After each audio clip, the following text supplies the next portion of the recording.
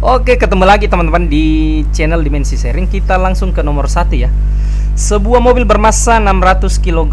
Sebuah mobil bermassa 600 kg pada sebuah tikungan melaju pada 72 km per jam. Oke.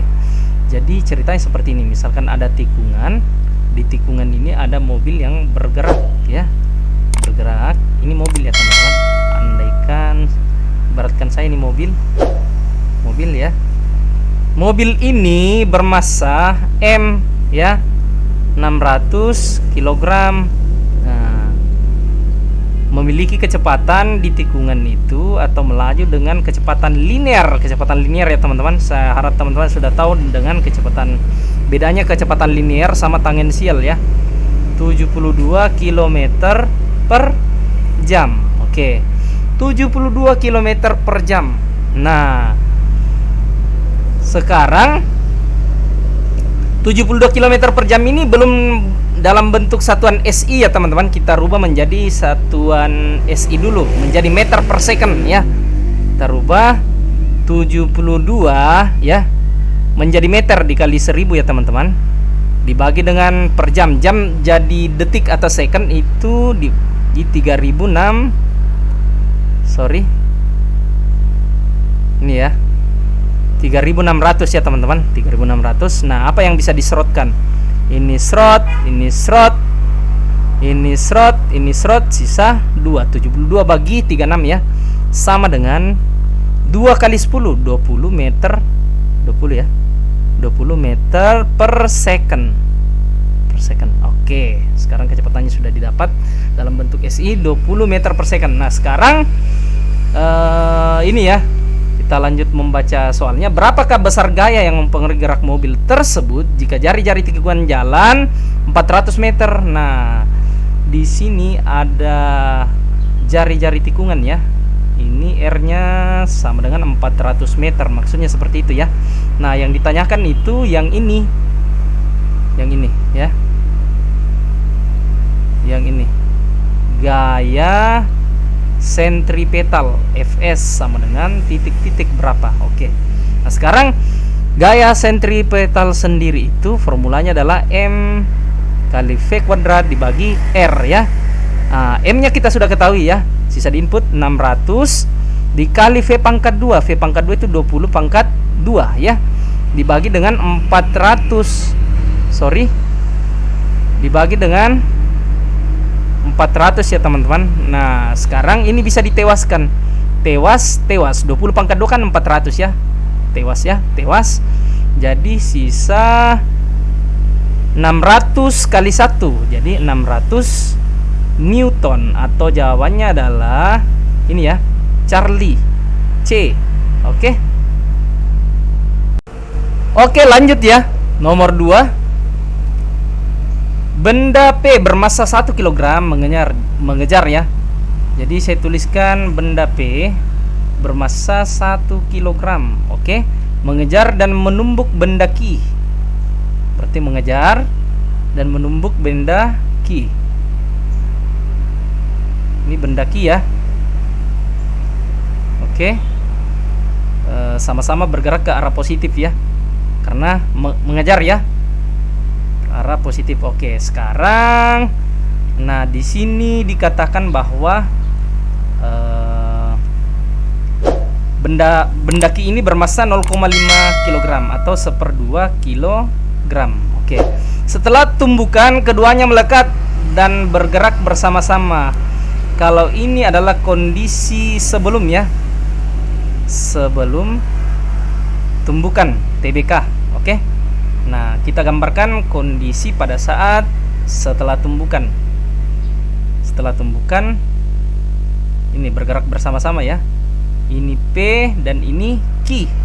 Nah, ini bergerak bersama-sama. Jadi secara tidak langsung bahwa kecepatan akhir VP, kecepatan akhir dari benda P dan kecepatan akhir dari benda Q itu sama ya teman-teman, sama ya. Nah, saya misalkan V, oke.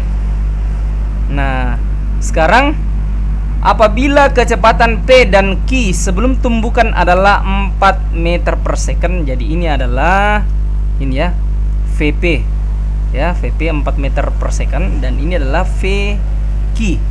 Maka kecepatan kedua benda sesudah tumbukan adalah, nah yang ditanyakan adalah yang ini ya teman-teman, V. Oke. Nah, kita tuliskan hukum ini ya, formula kekekalan momentum ya. Nah, ini MP kali VP ya, ditambah ya, arahnya sama teman-teman. Oke. Ditambah dengan MQ dikali kecepatan Q ya. Nah, dikali dengan sama dengan MP kali V aksen P ditambah MQ V aksen Q ya. Jadi saya tuliskan MP VP tambah MQ kali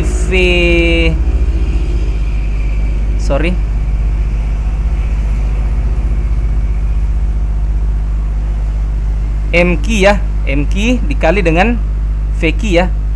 VQ itu sama dengan MP tambah MQ ini ya, saya kali dengan V. Oke, sekarang kita sisa input ya. Input ininya, nilainya masing-masing. MP itu berapa teman-teman? 1 ya. 1. Oke. Nah, VP berapa? VP di sini adalah 4 meter per second. Jadi dikali 4. Ditambah dengan MQ. MQ-nya berapa? MQ-nya sama dengan ini ya, 0,5 atau 1/2 kilogram kali VQ. VQ-nya berapa? Kali 10. Oke. Nah, dalam kurung MP tambah MQ, jadi 1 tambah 1/2 ya, kali V. Oke, sekarang kita selesaikan lagi. 4 ditambah 1/2 kali 10 tambah 5 ya, sama dengan 1 tambah 1/2. 1 tambah 1/2 berarti 3/2 ya, kali V. Ya, saya harap teman-teman sudah bisa belajar pecahan, sudah paham pecahan ya. Nah, sekarang apa yang bisa ditewaskan dari sini teman-teman? Nah, kalau ini 9 sama dengan 9, 4 tambah 9 ini 3/2 V, berarti ini bisa tertewaskan slot ya. Jadi di sini sisa 3 ya. Nah, sekarang 2 kali 3 itu jadi 6 ya, sama dengan V. Jadi V nya adalah 6 meter per second ya. Jawabannya adalah alfa. Oke. Kita lanjut ke nomor 3. Jika sistem di bawah setimbang dan diketahui bahwa W sama dengan 20 Newton, jadi W ini, yang ini ya, benda ini beratnya 20 Newton. Oke. Nah, sekarang ditanyakan maka besarnya tegangan tali T1 adalah, nah, jadi ini soal kesetimbangan benda tegar ya teman-teman. Misalkan kalau di sini adalah sudut alfa, di sini sudut beta, di sini sudut gamma ya. Oke. Nah, sudut alfa ini adalah sudah pasti ini total sudut segitiga berapa teman-teman? Jadi 180 dikurang ini ya, 60 tambah 30. Total sudut di dalam segitiga itu 180 teman-teman. Jadi 180 kurang 90, ini 60 tambah 30 90 ya. Jadi 90 derajat. Oke, 90 derajat. Nah, sudut beta ini berapa? Sudut beta ini berapa? Sudut beta ini kan didapat dari ini ya. Nah, ini 30 sudah pasti sama dengan yang ini ya. Dari sini ke sini 30 ya. Ini 30. Dari sini ke sini itu 90. Jadi sudutnya adalah beta 120 derajat. Oke. Nah, sekarang sudut gamma. Sudut gamma itu ini ya. Jadi sama dengan tadi. Ini di sini, ini, yang ini ya. ini sudah pasti 60 ya. 60 derajat ditambah 90. 60 tambah 90 jadi 150 derajat. Oke. Perbandingan ini ya, perbandingan besarnya tegangan tali. Jadi T1 berbanding ini ya, sudut di hadapan garis bekerja gaya T1 yang ini. Berarti sudut yang di depannya itu adalah yang ini ya. Yang ini. Beta. Sin beta sama dengan W per sin alfa. Sin alfa atau sin 90. Saya tulis saja sin alfa ya. Sama dengan T2 per sin T2 per sin gamma. Sin gamma. Oke, nah sekarang yang ditanyakan adalah yang mana teman-teman? Yang ditanyakan adalah T1 yang ini ya. Yang ini. Oke. Kita gunakan yang ini. Oke. Kita tuliskan T1 berbanding sin beta. Sin beta itu 120. Sin 120. Oke. Sama dengan ini W per sin alfa. Jadi 20 Newton. 20 per sin alfa. Sin alfa berapa? Sin 90. Sin 90. Oke, saya lanjutkan di sebelah kiri ya. Nah, saya tulis di sini T1 per sin 120 saya rubah ya menjadi sudut relasi di kuadran kedua sin 180 kurang 60 ya. Di prediksi matematika yang pertama soal SBMPTN itu sudah saya jelaskan ya sudut relasi. Nah, ini sama dengan 20 per sin 90. Oke. 20 per sin 90 ya. Sin 90. Nah, sekarang kita lanjutkan T1. Jadi sisa T1 per 180 kurang 60 menjadi sin 60 ya. Oke. Teman-teman harus sudah paham perubahan sudut relasi di kuadran kedua. Oke. Nah, sama dengan 20 per sin 90. Nah, sekarang ini sisa T1 sama dengan 20 per sin 90 dikali dengan ini sin 60 ya. 60. Oke. Nah, sekarang hasilnya sama dengan berapa nih teman-teman? 20 per 1 ya. Sin 90 kan 1. Nah, dikali sin 60 itu sama dengan 1/2 akar 3 atau akar 3 per 2. Oke. Mana bisa ditewaskan? Serot. Jadi sisa 10 ya. Nah, sama dengan 10 akar 3. Oke, ada jawabannya tidak?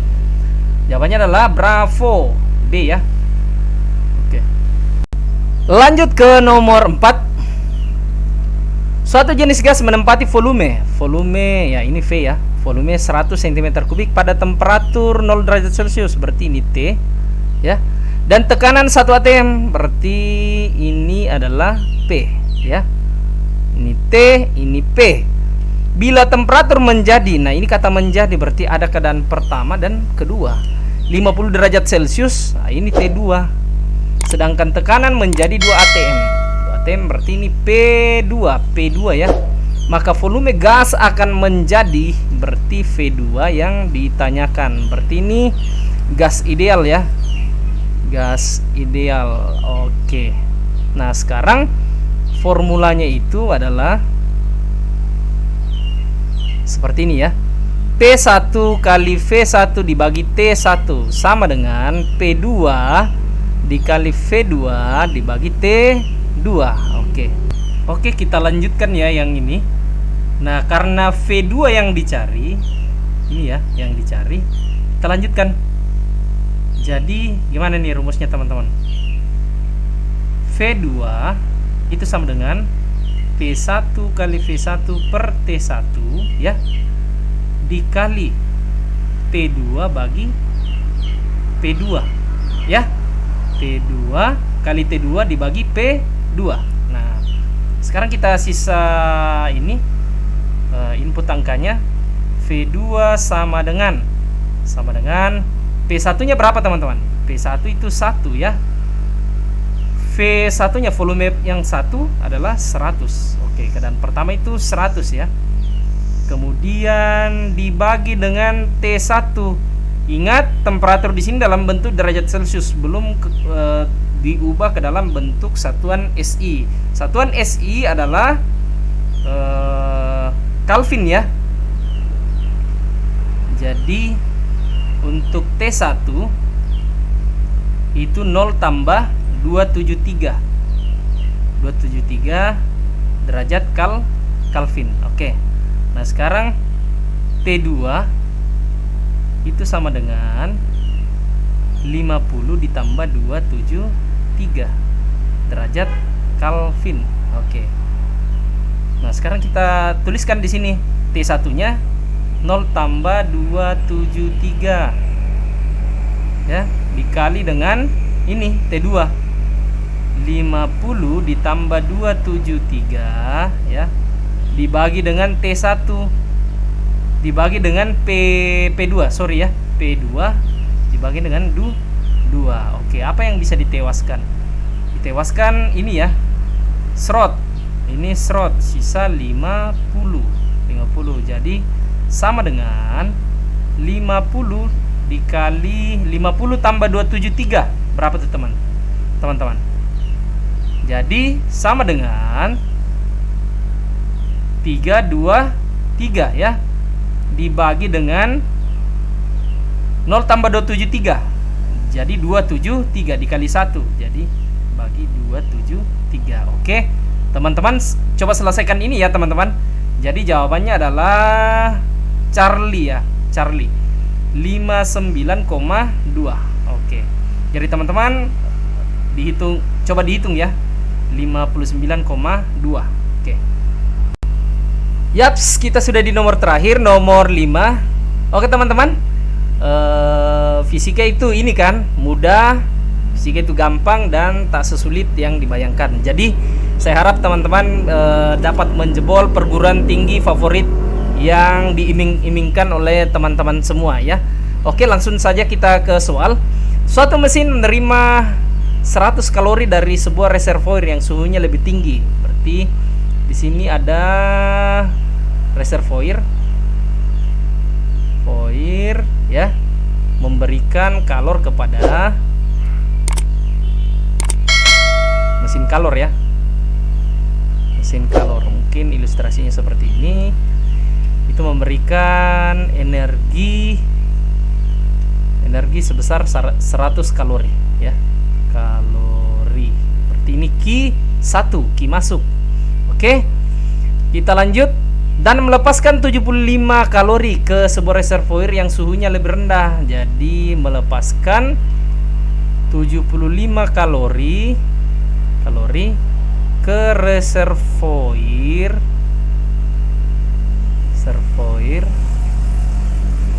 yang suhunya lebih rendah ya. Perpindahan panas itu dari temperatur tinggi ya, T tinggi,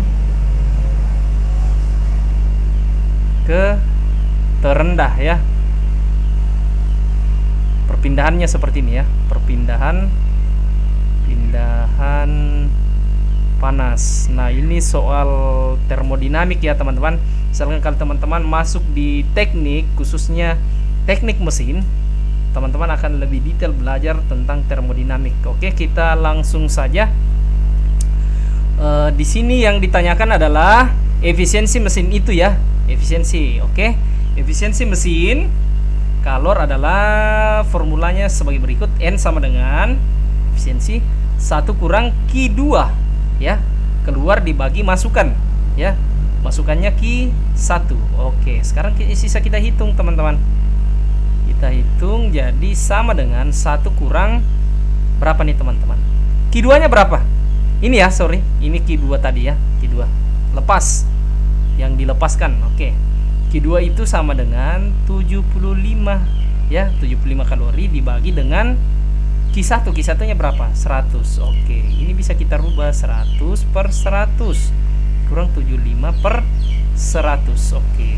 Jadi 100 kurang 75 itu sama dengan 25 per 100. Jadi 25%. Jadi jawabannya adalah Charlie ya, C. Oke teman-teman, sampai ketemu di video selanjutnya ya.